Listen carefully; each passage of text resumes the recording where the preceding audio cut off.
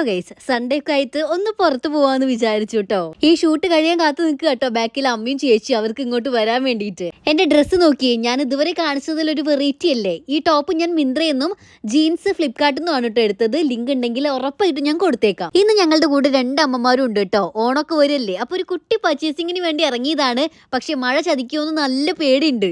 Onam purchase എന്നൊക്കെ പറയുമ്പോൾ ആദ്യം മനസ്സിലേക്ക് വരും SM സ്ട്രീറ്റ് ആണ്. അവിടേക്ക് തന്നെയാണ് കേട്ടോ ആദ്യം പോയത്. അവിടുന്ന് അല്ലറ ചില്ലറ സാധനങ്ങളൊക്കെ മേടിച്ച് പിന്നെ സാരി മേടിക്കാൻ വേണ്ടി ഞങ്ങൾ സൂര്യ സിൽക്സിലേക്കാണ് പോയത്. ഏട്ടൻ ഞങ്ങളെ ടൗണിലാക്കിയിട്ട് വേറെന്തോ ആവശ്യത്തിന് വേണ്ടി പോയി. പിന്നെ ഓട്ടോ പിടിച്ചിട്ടാണ് ഞങ്ങൾ ഇവിടെ എത്തിയത് കേട്ടോ.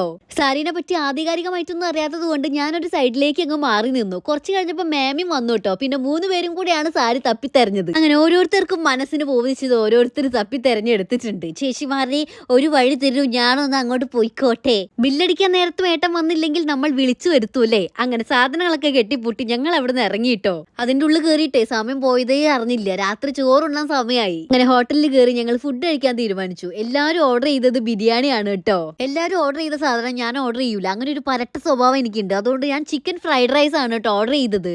അവസാനം ഒരു മിൻലൈമും കൂടെ ആയപ്പോൾ റാഹത്തായി. അങ്ങനെ തന്നെയല്ലേ പറയാ. അപ്പോ ടാറ്റാ.